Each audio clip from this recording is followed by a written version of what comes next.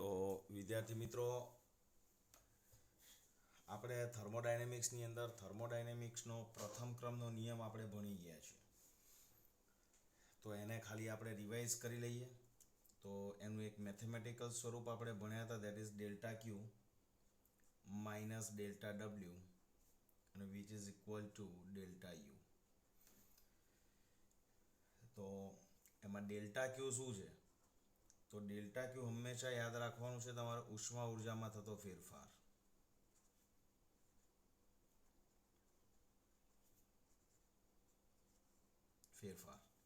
બરાબર. Delta W શું છે? ડેલ્ટા ડબલ્યુ એટલે તંત્ર વડે પરિસર પર થતું કાર્ય.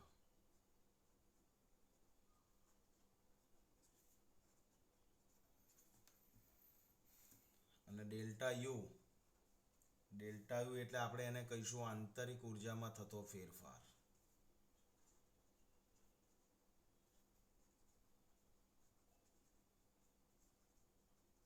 બરાબર. તો આ જે છે એ તમારો થર્મોડાયનેમિક્સનો, આને આપણે કહીએ છીએ થર્મોડાયનેમિક્સનો પ્રથમ નિયમ, પ્રથમ ક્રમનો નિયમ. શૂન્ય ક્રમનો નિયમ પણ તમે લોકો ભણી ગયા છો.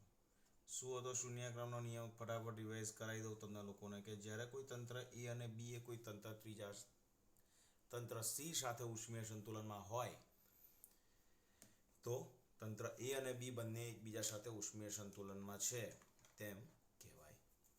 બરાબર. તો વિદ્યાર્થી મિત્રો, આ પ્રથમ ક્રમના નિયમનો ઉપયોગ કરીને કેટલીક થર્મોડાયનેમિક પ્રક્રિયાઓનો આપણે અભ્યાસ કરવાનો છે. તો એવી જ થર્મોડાયનેમિક્સ પ્રક્રિયા જે છે એ બધી તમે આ જે હું હવે અત્યારે તમને ભણાવવા જઈ રહ્યો છું ને વિદ્યાર્થી મિત્રો, એમાં 2 માર્કના ક્વેશ્ચન્સ પણ આવી જશે, 3 માર્કના ક્વેશ્ચન્સ પણ આવી જશે અને સાથે સાથે તમારા 1 માર્કના હેતુલક્ષી પણ આવી જશે. પણ આ બધી થર્મોડાયનેમિક્સ જે પ્રક્રિયાઓ છે એ પ્રક્રિયાઓની અંદર તમારે આ પ્રથમ ક્રમના નિયમની જરૂર તમને પડવાની છે. એટલે મેં તમને ખાલી આ પ્રક્રિયાઓ શરૂ કરતા પહેલા એને સહેજ રિવાઇઝ કરી લીધું કે થર્મોડાયનેમિક્સના પ્રથમ ક્રમનો નિયમ આપણે હંમેશા આવું જ કહીશું કે delta Q minus delta W is equal to delta you.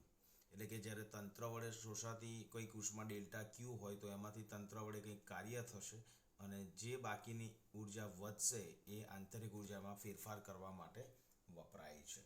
બરાબર. તો આવી જ એક સૌથી પહેલાં આપણે જે જોવા જઈ રહ્યા છે એમાં સૌથી પહેલી તમારી પ્રક્રિયા આવે છે એ સમતાપી પ્રક્રિયા. વિદ્યાર્થી મિત્રો, દરેક પ્રક્રિયા જે છે ને એ પ્રક્રિયાના નામની અંદર બધું જ એનું મહત્વ છુપાયેલું છે. સમતાપી એટલે કે તાપમાન સમાન રહે. એટલે એવું કહી શકીએ છે કે તમને એવું પૂછાય કે સમતાપી પ્રક્રિયા એટલે શું, તો સૌથી પહેલાં એ યાદ રાખો કે જે થર્મોડાયનેમિક પ્રક્રિયા દરમિયાન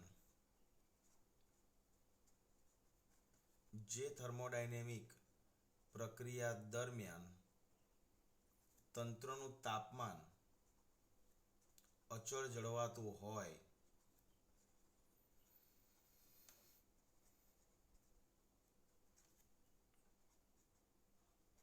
તેવી પ્રક્રિયાને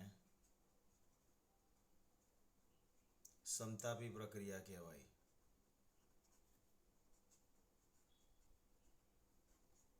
હવે તમને 1 માર્કમાં હેતુલક્ષી પૂછાય કે સમતાપી પ્રક્રિયા એટલે શું, અથવા તો એવું પૂછાય કે કઈ થર્મોડાયનેમિક પ્રક્રિયા દરમિયાન તાપમાન અચળ જળવાઈ રહે છે.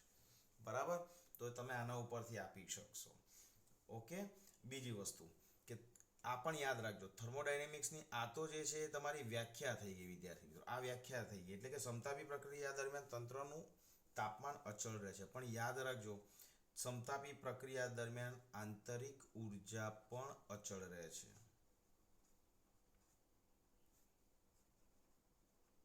કારણ કે વિદ્યાર્થી મિત્રો, આંતરિક ઉર્જા જે છે ને એ તાપમાન પર ડિપેન્ડન્ટ છે. અને જ્યારે તાપમાન અચળ રહેતું હોય તો એની આંતરિક ઉર્જા પણ કેવી રહે છે? અચળ રહે. આંતરિક ઉર્જા અચળ રહે છે તો આવું લખી શકાય કે આંતરિક ઉર્જામાં થતો ફેરફાર 0.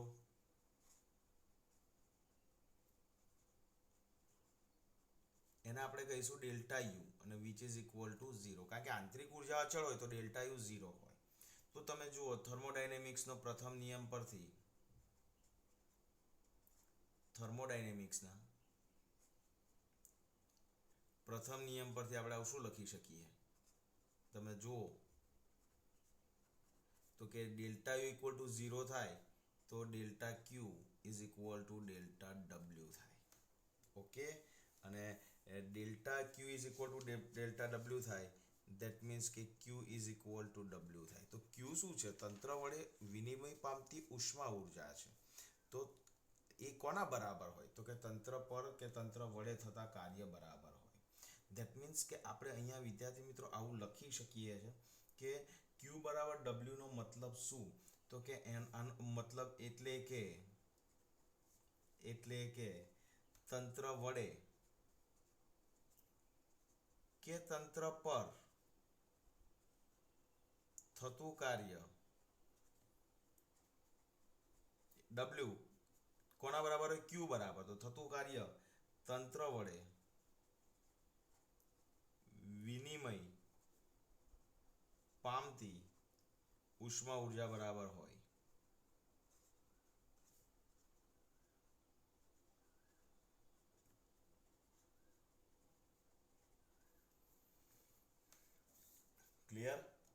ક્લિયર?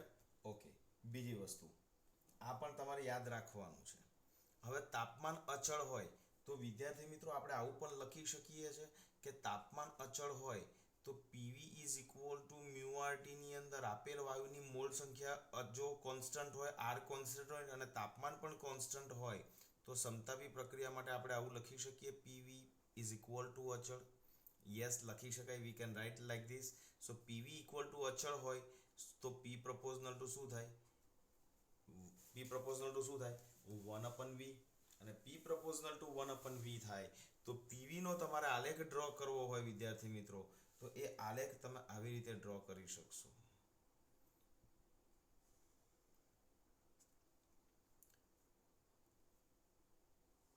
આવી રીતે. તો આ ગ્રાફ કોનો છે? P પ્રપોઝનલ ટુ 1/V નો. દેટ મીન્સ કે તાપમાન અચળ હોય ત્યારની આ વાત છે. એટલે કે PV બરાબર તમારું અહીંયા અચળ હશે. બરાબર? આ પણ યાદ રાખજો. આ બધા તમને એવું પૂછાય કે સમતાપી પ્રક્રિયા દરમિયાન આંતરિક ઉર્જા ખાલી જગ્યા રહે છે તો અચળ રહે છે, બદલાય છે, વધારો થાય છે, ઘટાડો થાય છે, આવું પણ હોઈ શકે. પણ યાદ રાખો, તમને હું કહી દઉં છું કે સમતાપી પ્રક્રિયા દરમિયાન આ બધા કી સેન્ટેન્સ છે.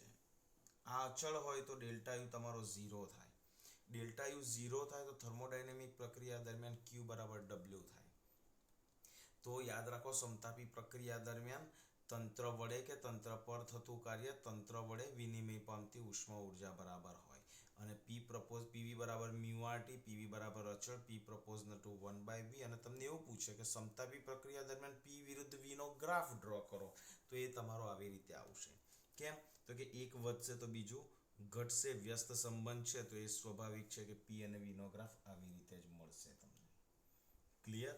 તો હવે આ પ્રક્રિયા દરમિયાન સમતાપી પ્રક્રિયા દરમિયાન આપણને એવું કહે છે કે થતું કાર્ય વિનિમય પામતી ઉષ્મા ઉર્જા બરાબર હોય તો આ કાર્ય કેટલું થશે? આ કાર્ય આપણે ધારીએ છીએ કે આ કાર્ય કેટલું છે એ આપણે શોધવું છે. તો એ કાર્ય વિદ્યાર્થી મિત્રો આપણે શોધવા જઈ રહ્યા છે. જુઓ, હજુ સમતાપી પ્રક્રિયા પૂરી નથી થઈ. સમતાપી પ્રક્રિયાની અંદર હવે બીજો એક ક્વેશ્ચન તમને આવો પૂછી શકે છે કે સમતાપી પ્રક્રિયા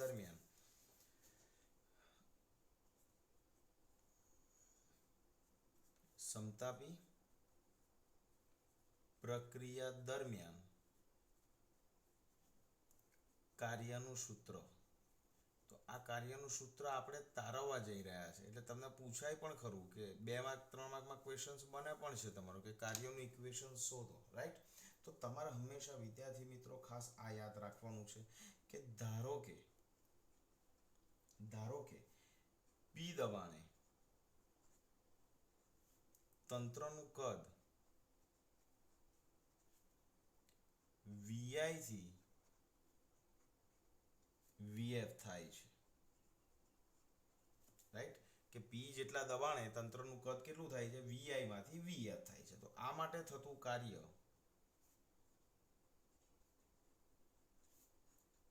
આપણે એક બેઝિક ઇક્વેશન છે થર્મોડાયનેમિકની અંદર W is equal two P into ડીવી અને કદ કયું થાય છે વીઆઈ થી વીએફ. વિદ્યાર્થી મિત્રો આ ઇક્વેશન તમારે ખાસ યાદ રાખવાનું છે. થર્મોડાયનેમિક પ્રક્રિયાઓ દરમિયાન કાર્ય શોધવા માટેનું આ ઇક્વેશન છે. બરાબર. હવે તમે જુઓ તો આપણે અહીંયા આવું લખી શકીએ છીએ કે P is equal to mu R T by V. Right. તો આ P ની વેલ્યુ આપણે અહીંયા રિપ્લેસ કરીશું વિદ્યાર્થી મિત્રો. તો W ઇઝ ઇક્વલ ટુ આવશે VI to VF mu R T by V અને into d v. Okay. So third step જે છે એ તમારું આવશે W is equal to VI to VF. બરાબર. હવે તમે એમાં જુઓ કે મ્યુ આર ટી તમારું કોન્સ્ટન્ટ છે તો અહીંયા મ્યુ આર ટી આપણે બહાર કાઢી લઈશું. So VI to VF 1/v dv.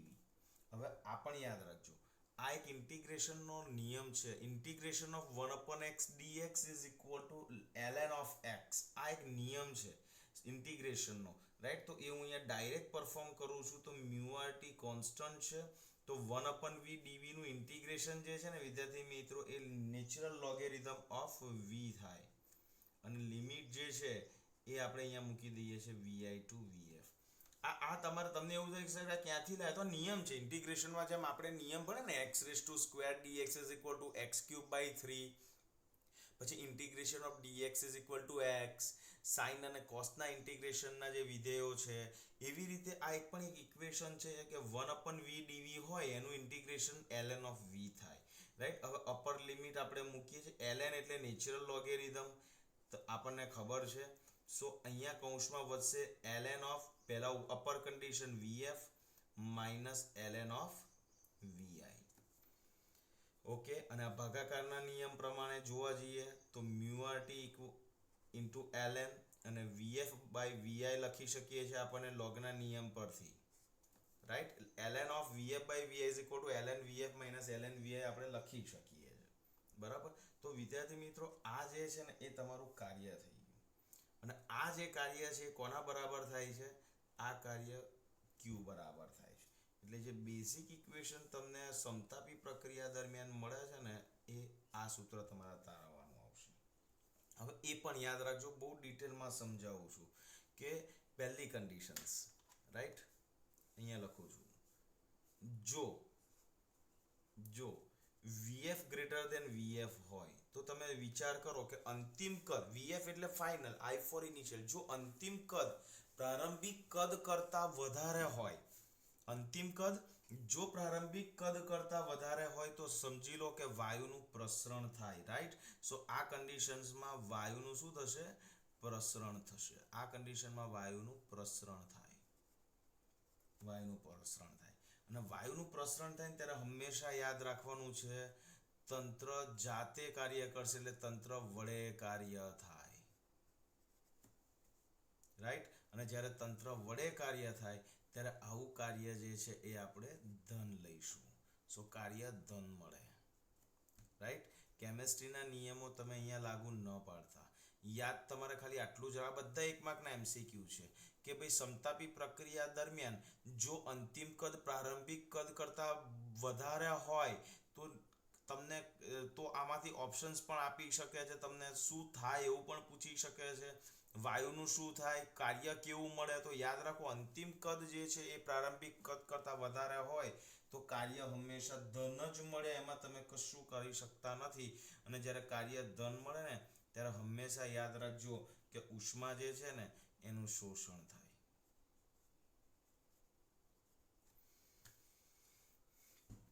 આ વસ્તુઓ આપણે બદલી શકતા નથી. અને આનાથી ઉલટું કે જો vi ગ્રેટર દેન vf હોય એટલે તમે જુઓ કે અંતિમ કદ કરતા પ્રારંભિક કદ વધારે હોય તો સ્વાભાવિક છે પ્રારંભિક કરતા અંતિમ કદ ઓછું હોય તો સ્વાભાવિક છે વાયુનું શું થાય? સંકોચન થાય, પેલા કરતા ઓપોઝિટ. અને વાયુનું સંકોચન થાય તો અહીંયા તંત્ર વડે કાર્ય થાય. સંકોચન કરવા માટે આપણે તંત્ર પર કાર્ય કરવું પડે, તંત્ર પર કાર્ય થાય. અને તંત્ર પર ર ફોર ઋણ, તંત્ર પર કાર્ય થાય તો આવું કાર્ય તમને કેવું મળે? ઋણ મળે. આ બધા MCQ છે, આ યાદ રાખજો. અને યાદ રાખજો કાર્ય ઋણ મળે ત્યારે ઉષ્મા જે છે જેમ અહીંયા શોષણ થાય તો તો અહીંયા ઉષ્માનું શું થાય? ઉત્સર્જન થાય, રાઈટ.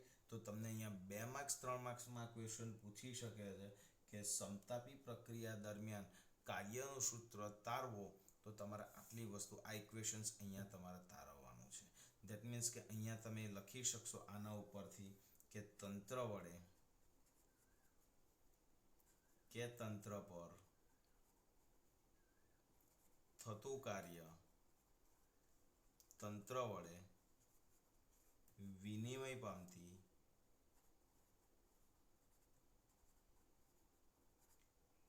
ઉષ્મા ઉર્જા બરાબર હોય. વિનિમયનો મતલબ જ શું છે? આપલે. હવે તંત્ર સ્વાભાવિક છે કે ઉષ્માનું શોષણ કરશે ને તો એનું પ્રસરણ થશે, રાઈટ. ક્લિયર થાય છે? તંત્ર જ્યારે ઉષ્માનું શોષણ કરે ને તો એ વાયુનું પ્રસરણ જ થાય, ને વાયુનું પ્રસરણ થાય ને તો એની જાતે થાય છે, બરાબર છે. તો એ વાયુનું પ્રસરણ જાતે થશે, અને જાતે થશે ને તો તંત્ર વડે કાર્ય થાય એવું કહી શકીએ છીએ આપણે, અને એ વખતે કાર્ય આપણને ધન મળે. અને એનાથી ઉલટું જો આ કન્ડિશન્સ ફોલો થાય તો, રાઈટ. કારણ કે વીએફ ગ્રેટર દેન વીઆઈ હોય ને વિદ્યાર્થી મિત્રો, વીએફ ગ્રેટર દેન વીઆઈ હોય ને તો એટલું હંમેશા યાદ રાખો કે આ વેલ્યુ છે ને દેટ ઇઝ ગ્રેટર દેન 1 આવશે, અને ગ્રેટર દેન 1 આવશે તો આ વેલ્યુ એલએનની જે વેલ્યુ આવશે ને એ ધન થઈ જશે. But Vi greater than VF થશે તો આ વેલ્યુ 0 સમથિંગ આવશે, તો એનું નેચર લોગેરિધમ બાય ડિફોલ્ટ ઋણ મળે છે, તો આપણે એ કાર્ય બાય ડિફોલ્ટ ઋણ મળી જાય છે, રાઈટ. તો સમતાપી પ્રક્રિયા દરમિયાન તમારે યાદ રાખવાનું છે એક તો આ એની ડેફિનેશન્સ, આ બધા 1 માર્કના ક્વેશ્ચન્સ, આ પણ 1 માર્કના ક્વેશ્ચન્સ, આ ગ્રાફ એનો 1 માર્કનો ક્વેશ્ચન્સ. હા, તમને આ બધા આમાં આ 1 માર્કના ક્વેશ્ચન્સ દરેક જગ્યાએથી બને છે. આ રિલેશન પરથી તમે શું કહી શકો? આ રિલેશન પરથી શું જસ્ટિફાય થાય? આ બોયલનો નિયમ છે, અને બોયલના નિયમમાં આપણે યાદ રાખો તાપમાન અચળ હતું તો અચળ તાપમાને આપણને આ ઇક્વેશન મળે, P proportional to 1/b. તો ગમે ત્યાંથી ક્વેશ્ચન્સ પૂછી શકે છે. તમારે ખાલી યાદ રાખવાનું છે હમણાં કે આ બધું 1 માર્ક્સમાં પણ પૂછાય છે, અને 2 માર્ક્સમાં પૂછવું હોય તો એક આ સરસ ક્વેશ્ચન્સ એની અંદર બને છે. સમતાપી પ્રક્રિયા દરમિયાન થતા કાર્યનું સૂત્ર તારવો, બરાબર.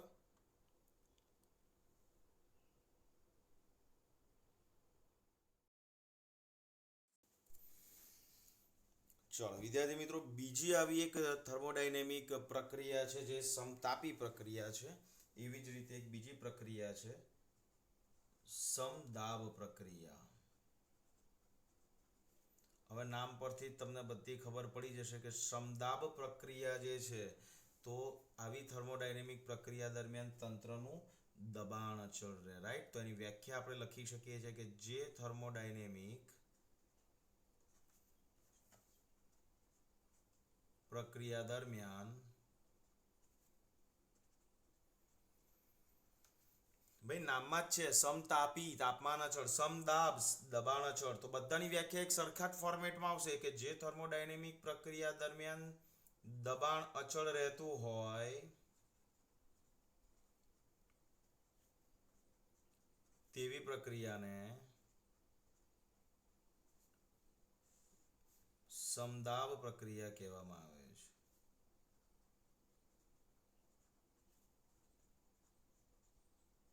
ક્લિયર? ધેટ મીન્સ કે મેથેમેટિકલી લખવું હોય તો P બરાબર અચળ. ઓકે. તો હવે દબાણ અચળ રાખી અને કદમાં ફેરફાર થતો હોય તો એ ઇક્વેશન મેં તમને કહ્યું કે કાર્યનું એ ઇક્વેશન તમારે યાદ રાખવાનું છે VI to VF. તો ઇન્ટિગ્રેશનમાં P અચળ છે તો આપણે એને બહાર કાઢી લઈએ. સો VI to VF અહીંયા આવશે dV, P કોન્સ્ટન્ટ, dV નું આવશે that is V, સંકલન ખબર છે integration of dx that is x, તો integration of dv that is v. તો અહીંયા આવશે vi, અહીંયા આવશે vf. સો લિમિટ આપણે ક્રોસ છોડીએ છે તો p કૌંસમાં vf માઇનસ vi. ઓકે. તો સમદાબ પ્રક્રિયા દરમિયાન હંમેશા યાદ રાખવાનું છે કે દબાણ અચળ હોય તો એ પણ સમજી લો. દબાણ અચળ રહેતું હોય ને વિદ્યાર્થી, દબાણ યાદ રાખજો, દબાણ જો અચળ રહેતું હોય ને તો એના ગ્રાફમાં પણ તમને બહુ જ ક્લેરિટી આવી જવી જોઈએ. જો તમે આની અંદર v વર્સિસ t નો ગ્રાફ ડ્રો કરો,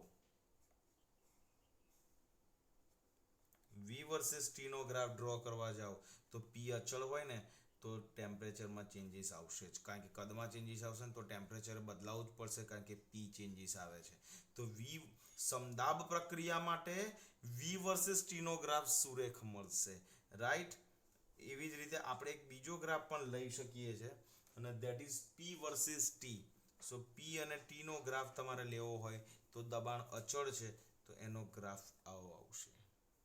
ઓકે. અને આ જ એની જ જગ્યાએ જો હું ખાલી અક્ષિસ ચેન્જ કરી નાખું કે હું અહીંયા પી લઈ લઉં અને હું અહીંયા ટી લઈ લઈશ તો દબાણ અચળ છે તો એનો ગ્રાફ આવો આવશે. ઓકે, ક્લિયર થાય છે આ બધી વસ્તુ, કારણ કે આ ક્લિયર આમાં જ આ ક્લિયર કરવું જ પડશે બચ્ચાઓ તમારા લોકોએ. ઓકે. સો આ સમદાબ પ્રક્રિયા દરમિયાન આ વસ્તુ તમારા ધ્યાનમાં રાખવાની છે. અને હવે જોઈએ છે ત્રીજી થર્મોડાયનેમિક પ્રક્રિયા અને ધેટ ઇઝ સમકદ પ્રક્રિયા. હવે સમકદ પ્રક્રિયાની વ્યાખ્યા શું લખી શકીશું આપણે? જે થર્મોડાયનેમિક્સ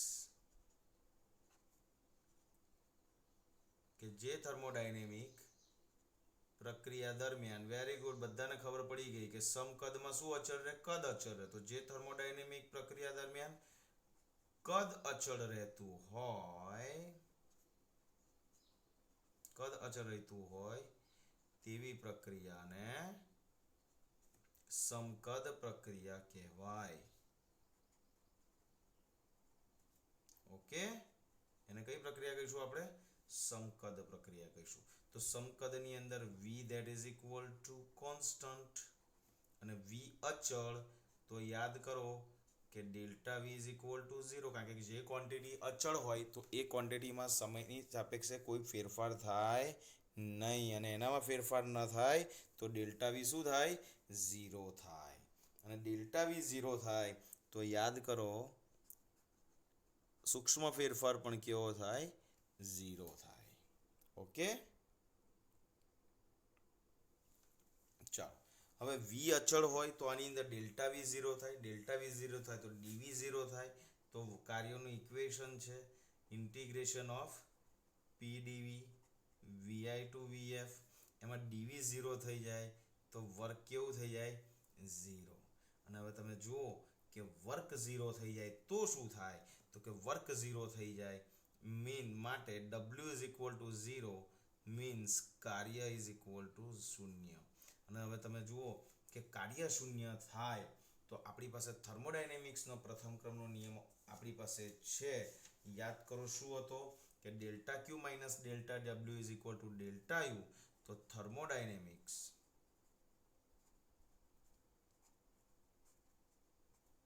ના પ્રથમ નિયમ પરથી આપણે આવું લખી શકીએ છીએ કે delta you that is equal to delta ક્યુ. આનો મતલબ શું? તો કે આનો મતલબ એ કે તંત્ર વડે શોષાતી કે ઉત્સર્જાતી, એટલે કે તંત્ર વડે વિનિમય પામતી ઉષ્મા ઉર્જા તંત્રની આંતરિક ઉર્જામાં ફેરફાર કરવામાં વપરાય છે. એટલે કે જો તંત્ર વડે ઉષ્મા ઉર્જાનું શોષણ થાય તો તંત્રની ઉર્જામાં વધારો થશે, અને જો તંત્ર ઉષ્મા ઉર્જા ઉત્સર્જન કરશે તો તંત્રની ઉર્જામાં ઘટાડો થશે. તો આના માટે આપણે એવું લખીએ છીએ, એટલે કે તંત્ર વડે શોષાતી કે ઉત્સર્જાતી ઉષ્મા એ તંત્રની આંતરિક ઉર્જામાં, ચલો ઉષ્મા ઉર્જા શોષાશે તો આંતરિક ઉર્જામાં શું થશે? વધારો થશે. વધારો, રાઈટ. તો શોષાશે ત્યારે વધારો થશે અને ઉત્સર્જાશે તો ઘટાડો થશે. એટલે તંત્રની આંતરિક ઉર્જામાં વધારો કે ઘટાડો કરવામાં વપરાય છે.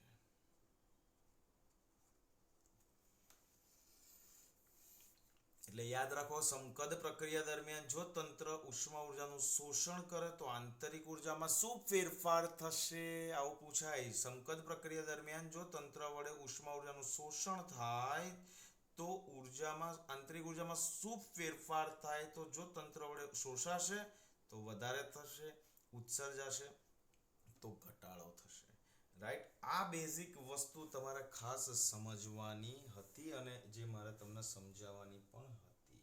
અને સંકદ પ્રક્રિયાની અંદર જો તમે આવા ગ્રાફ ડ્રો કરવા જાઓ તો આવા ગ્રાફ તમને મળે. એક તો વી કોન્સ્ટન્ટ છે, તો પી અને ટીનો ગ્રાફ આપણને આવો મળે. પી અને ટીનો ગ્રાફ આપણને કોન્સ્ટન્ટ છે વી એટલે આવું મળે. ઓકે, બાકી વી વર્સિસ ટી અને ટી વર્સિસ વીના જો તમારે ગ્રાફ ડ્રો કરવા હોય તો આપણે બે રીતે કરી શકીએ છે. અહીંયા વીટી લઈએ તો અહીંયા ટીવી લઈએ, રાઈટ. હવે વી આપણે આ અક્ષ પર લીધું છે, અને સમકદ પ્રક્રિયા દરમિયાન કદ અચળ રહેશે અને અહીંયા કદ અચળ રહેશે. ઓકે, સો આ સમકદ પ્રક્રિયા દરમિયાનના તમારા ગ્રાફ બને છે. ઓકે,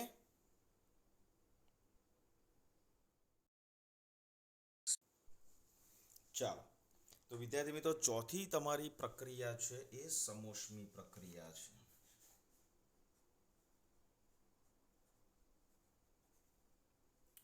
સમોષ્મી પ્રક્રિયા. ઓકે, ચલો. સમોષ્મી પ્રક્રિયા કોને કહીશું?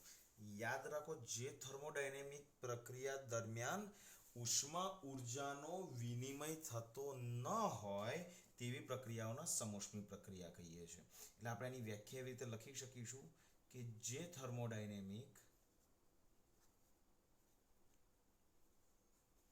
પ્રક્રિયા દરમિયાન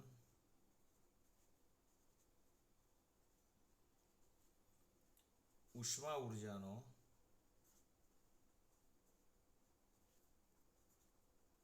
વિનિમય થતો ન હોય તેવી પ્રક્રિયાને સમોષ્મી પ્રક્રિયા કહેવામાં આવે. હવે મેથેમેટિકલી તમે જોઈ શકશો કે ઉષ્મા ઉર્જાનો વિનિમય ન થાય, ધેટ મીન્સ કે delta Q is equal to 0 થાય. ને delta Q is equal to 0 થાય, આ મેથેમેટિકલ સ્ટેપ છે તમારું, બરાબર. આ તમારું મેથેમેટિકલ સ્ટેપ છે. હવે સૌથી પહેલા તો થર્મોડાયનેમિક્સના નિયમ ઉપર જતા પહેલા, પ્રથમ ક્રમના નિયમ જતા પહેલા હું તમને ખાલી એટલું કહી દઉં કે એવા કયા સંજોગો છે કે જેમાં ઉષ્મા ઉર્જાનો વિનિમય ન થાય. તો વિદ્યાર્થી મિત્રો, બે સંજોગોમાં ઉષ્મા ઉર્જાનો વિનિમય થતો નથી, બરાબર. એક જ્યારે તંત્ર અને પરિસર વચ્ચેની દિવાલ ઉષ્માની અવાહક હોય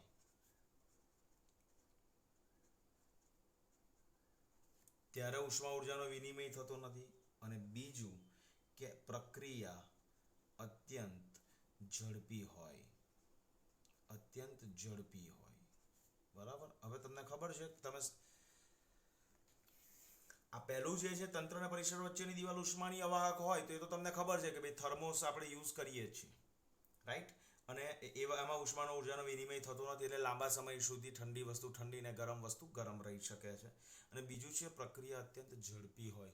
વિદ્યાર્થી મિત્રો, તમે લોકો સાયકલની અંદર સાયકલમાં હવા પૂરવા માટે હવાના પંપનો યુઝ કર્યો જ છે. તો તમે જ્યારે પણ હવા પૂરો છો ને ત્યારે તમે ખૂબ ઝડપથી સ્ટ્રોક મારો છો, ત્યારે શું થાય છે, તમે જોજો 5 સ્ટ્રોક મારશો ને જોરથી તો પણ તમારા પંપની જે દિવાલ છે ને, પંપને હાથમાં પકડશો તો ખબર પડશે કે એ ગરમ થઈ જાય છે. કેમ ગરમ થાય છે? કારણ કે તમે જે પંપથી તમે જે સ્ટ્રોક મારો છો એ પ્રક્રિયા એટલી ઝડપી છે કે અંદર જે ઉષ્મા ઉર્જા ઉત્પન્ન થાય છે એને વિનિમય કરવાની તક મળે, વાતાવરણ સાથે, પરિસર સાથે ઉષ્માનો વિનિમય કરીને ઠંડુ પડવાનો પ્રયત્ન કરે એ પહેલા તો તમે એને બીજો સ્ટ્રોક મારી દો છો. ધેટ મીન્સ કે પ્રક્રિયા અત્યંત ઝડપી છે ત્યારે પણ ઉષ્મા ઉર્જાનો વિનિમય થતો નથી. ક્લિયર? ઓકે, તો હવે થર્મોડાયનેમિક્સનો પ્રથમ નિયમ શું કહે છે? તો થર્મોડાયનેમિક નો પ્રથમ નિયમ આપણને ખબર છે, that is delta Q minus delta U is equal to delta W. હવે તમે ડેલ્ટા ક્યુ અહીંયા વિદ્યાર્થી મિત્રો 0 મૂકશો તો આપણે આ ઇક્વેશન આવી રીતે પણ લખી શકીએ છીએ કે Q minus W that is equal to delta U. તો suppose if Q is equal to 0 તો શું મળે છે જુઓ તો કે delta U is equal to minus W મળે છે. હવે આનો મતલબ શું? આનો મતલબ શું કે તમને ખબર છે કે જ્યારે વાયુનું પ્રસરણ થાય, તમને ખબર છે વાયુનું પ્રસરણ ક્યારે થાય? વાયુનું પ્રસરણ ત્યારે થાય કે કદ તમારું વધે, અને જ્યારે તમારું કદ વધશે એટલે કે વાયુનું જ્યારે પ્રસરણ થશે ત્યારે પ્રસરણ દરમિયાન કદ વધે છે વિદ્યાર્થી મિત્રો. અને તમને એ પણ યાદ છે કે પ્રસરણ દરમિયાન તંત્ર વડે કાર્ય થાય, અને તંત્ર વડે કાર્ય થાય માટે W કેવું મળે આપણને? ધન મળે, પોઝિટિવ મળે. તો અહીંયા W પોઝિટિવ મૂકશો તો માઇનસ અને અહીંયા પોઝિટિવ, સો ડેલ્ટા યુ તમારું કેવું રહેશે? માઇનસ, અને W તમે અહીંયા પ્લસ જ મૂકવાના છો, રાઈટ? W તમે આ તો સમજાવું છું, W તમે પ્લસ જ મૂકવાના છો.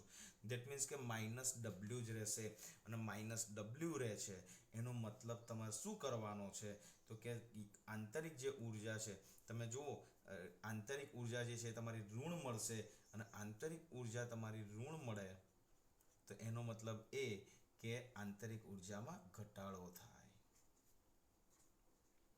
આંતરિક ઉર્જામાં શું થશે? ઘટાડો થાય. અને તમને એ પણ મેં કહી દીધું કે આંતરિક ઉર્જા જે છે તાપમાનના સમપ્રમાણમાં હોય, અને આંતરિક ઉર્જા ઘટે તો તાપમાનમાં પણ શું થાય? ઘટાડો થાય. માટે યાદ રાખજો કે આંતરિક ઉર્જા તાપમાનના સમપ્રમાણમાં હોવાથી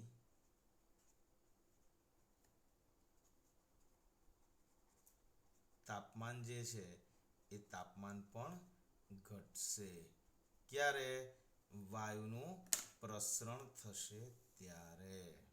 ઓકે, સો સેમ આ જ વસ્તુ આપણે આ રીતે લખી શકીએ કે જ્યારે વાયુનું સંકોચન થાય,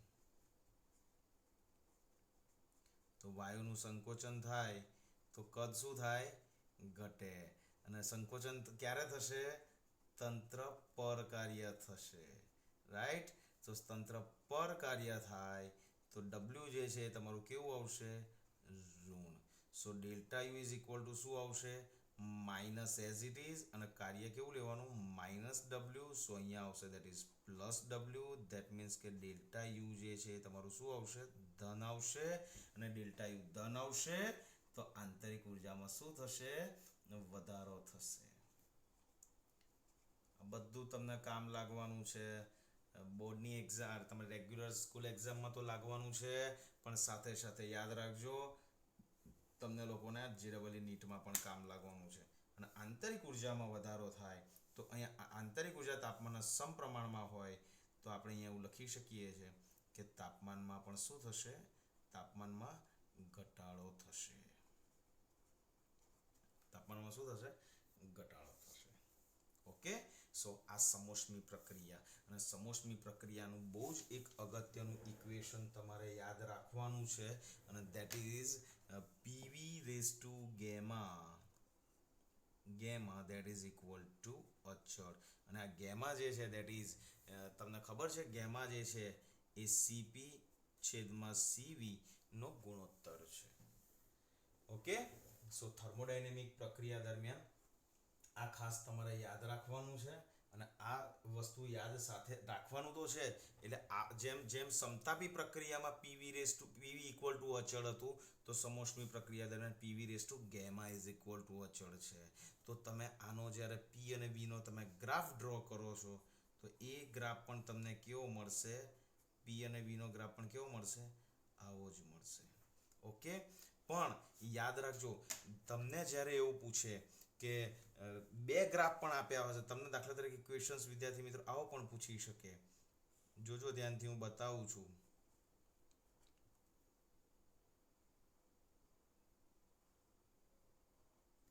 બરાબર, આ રીતે તમને ગ્રાફ આપ્યા છે, અને આ નંબર 1 છે અને આ નંબર 2 ગ્રાફ છે, અને તમને એવું પૂછે કે આ બંને 1 અને 2 માંથી કયો ગ્રાફ સમતાપી માટે છે અને કયો ગ્રાફ સમોષ્મી માટે છે, તો યાદ રાખો કે સમતાપી માટે p પ્રપોઝનલ ટુ v છે, જ્યારે સમોષ્મી માટે p પ્રપોઝનલ ટુ 1/v⁴ છે.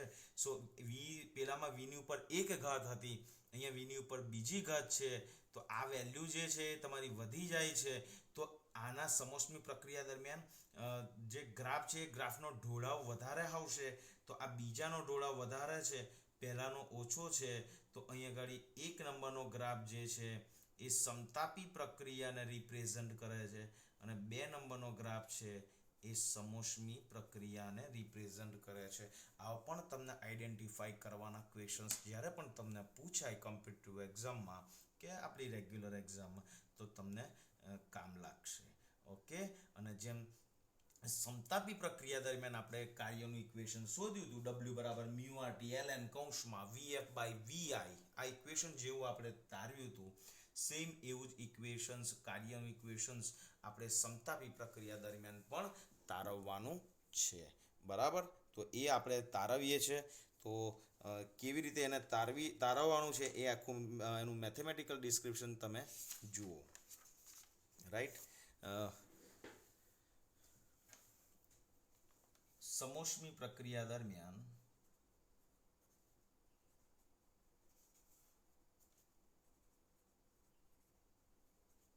કાર્યનું સૂત્ર, આવું ટાઇટલ આપી અને તમને 2 માર્ક 3 માર્કમાં પણ ક્વેશ્ચન્સ તમારો પૂછી શકાય છે. ઓકે, તો કેવી રીતે શોધવાનું છે અને કેવી રીતે લખવાનું છે અને સ્ટેપ કેવી રીતે મેથેમેટિકલ આવે છે બધું તમને સમજાવું છું. ચાલો, તમારે ખાલી આટલું જ યાદ રાખવાનું છે હમણાં કે સમોષ્મી પ્રક્રિયા દરમિયાન pv⁴ બરાબર અચળ, અને એ અચળાંકને આપણે સપોઝ હમણાં ધારીએ છીએ કે જ્યાં gamma is equal two equation છે તમારું cp/cv. ઓકે, સો હવે આપણું w જે બેઝિક ઇક્વેશન છે, સો w is equal two equation છે v1 to v2 લઉં છું હું, vi થી vf નથી લેતો, રાઈટ, v1 થી v2 લઉં છું. તો અહીંયા આવશે દેટ ઇઝ આપણું basic equation p * dv. Okay, હવે તમે જુઓ આમાં આપણે p જે છે એ p ઇઝ ઇક્વલ ટુ આપણને શું મળે, તો તમને ખબર છે કે p is equal to k divided by v⁴ મળે. p⁴ બરાબર k છે ને, તો p ને સૂત્ર કરતા બનાવ્યો તો k ના છેદમાં આપણે શું કર્યું v⁴. તો એ ઇક્વેશન્સ હવે આપણે અહીંયા રિપ્લેસ કરીએ છીએ. જોતા રહેજો તમે, મેથેમેટિકલ સ્ટેપ બહુ ફાઇન સ્ટેપ છે. v is equal to integration of v1 to v2, p ની જગ્યાએ હું મૂકીશ k divided by v⁴ into dv. Okay, હવે શું કોમન નીકળે છે એ તમે જોઈ શકો છો. તો કે k કોન્સ્ટન્ટ છે, તો k કોન્સ્ટન્ટ હોય તો તમે એને બહાર લઈ શકો છો. તો હું એ સ્ટેપ અહીંયા લખું છું, k integration v1 to v2 1/v⁴ dv. અને આ જ ઇક્વેશન આપણે આવું પણ લખી શકીએ છીએ, k v1 to v2 અને v⁻⁻ dv. બોલો, અહીંયા કોઈને કંઈ ડાઉટ છે? ઓકે, હવે તમને ખબર છે x⁻n dx is equal to શું થાય, x⁻n+1 છેદમાં n+1. વિદ્યાર્થી મિત્રો, આ સ્ટેપની નીચે તમારે આ સ્ટેપ લખવાનું છે, એની નીચે, એટલે તમારે તો આમાં જ સિક્વન્સમાં જવાનું છે. હું ખાલી પેજ બચાવવા અને સ્પેસ બચાવવા માટે અને આ એક જ પેજ ઉપર બધું મેથેમેટિકલ સ્ટેપ એના આવી જાય એટલા માટે આ કામ કરી રહ્યો છું. Right, so w is equal two અહીંયા આવશે, that is equal to k constant છે, v⁻⁻ છે, તો આપણે અહીંયા લઈશું -γ+1 છેદમાં -γ+1. ઓકે, અને લિમિટ જે છે આપણી કઈ આવશે, that is v1 to v2. હવે તમે જુઓ -γ+1 કોન્સ્ટન્ટ છે, એટલે 1 - ને હું બહાર કાઢી લઉં તો વિદ્યાર્થી મિત્રો k છેદમાં 1 - આપણું બહાર આવી જાય. રાઈટ, તો કૌંસમાં શું વધશે, v⁻⁻+1 અને એની લિમિટ છે that is v1 to v2.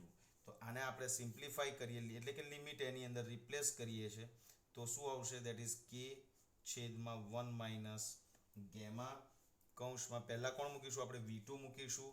So v2 as it is, અને -γ+1 ની જગ્યાએ આપણે 1 - લખ્યું છે, -v1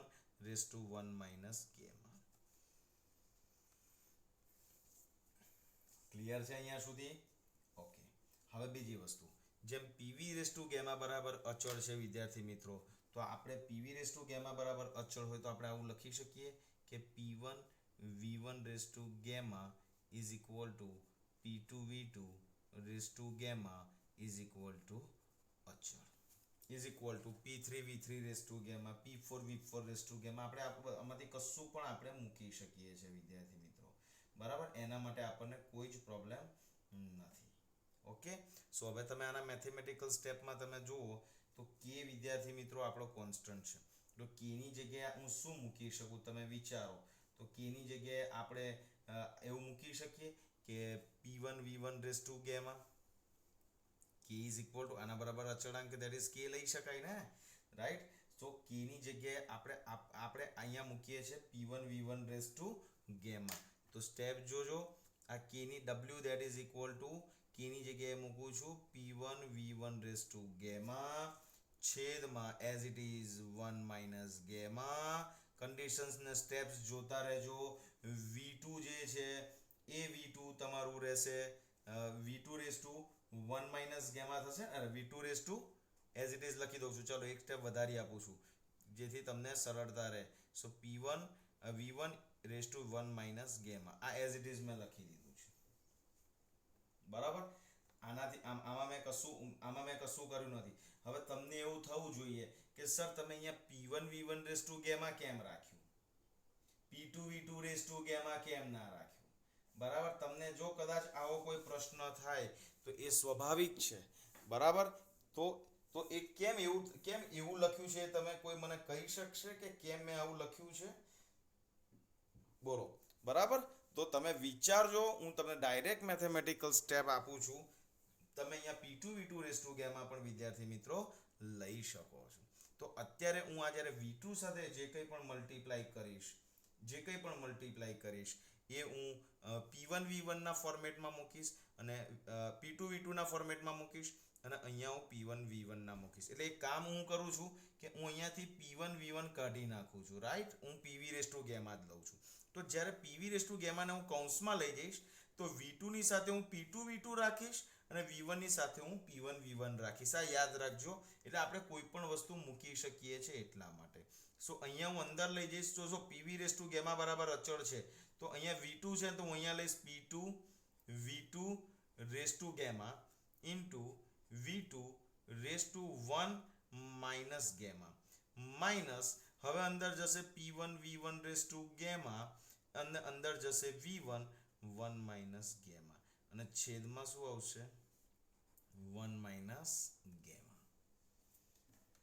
ઓકે, તો હવે તમે જુઓ કે અહીંયા આવશે P2, હવે V2 raise to gamma V2 raise to 1 minus gamma, ઘાતાંકોનો સરવાળો કરો તો ગેમા માઇનસ ગેમા કેન્સલ તો વધશે ઓનલી V2 માઇનસ અહીંયા આવશે ઓનલી 1 અને છેદમાં આવશે ધેટ ઇઝ 1 માઇનસ ગેમા અને this is equal to your W, right. So PV બરાબર તમને એ પણ ખબર છે કે PV બરાબર આપણે μRT પણ મૂકી શકીએ છીએ.